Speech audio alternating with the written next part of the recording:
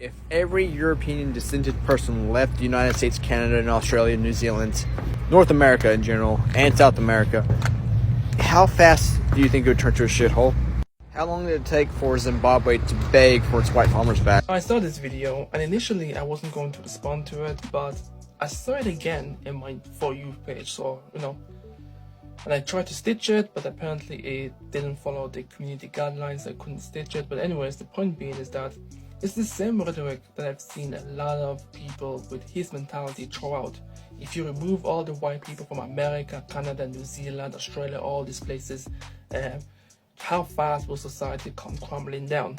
And it's a very dishonest way of phrasing it. It implies that without white people, society wouldn't be able to function. No, without the experienced people at their jobs, who've been doing that job for years at hand and have gained the technical know-how to do that job, if you pluck them out, of course any society will come crumbling down.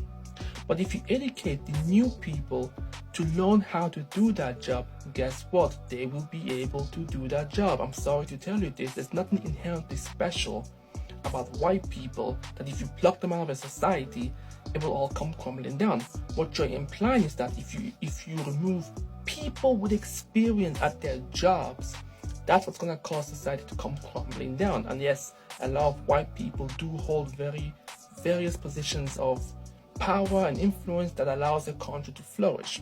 True, but that it doesn't mean that if you don't train a Hispanic or an African or an Asian person to do that same job, it doesn't mean that the society will still crumble.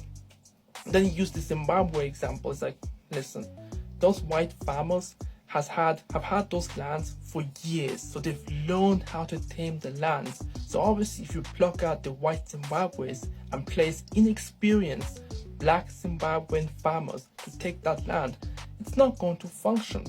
They didn't ask those white Zimbabweans to come back because, oh my god, they're white and we can't do that job without them. No, they had experience, so they brought them back to teach the black Zimbabweans how to tame the land. And once that lesson has been learned, guess what? Those white Zimbabweans are no longer needed. It's not about race, it's about experience. Stop being dishonest.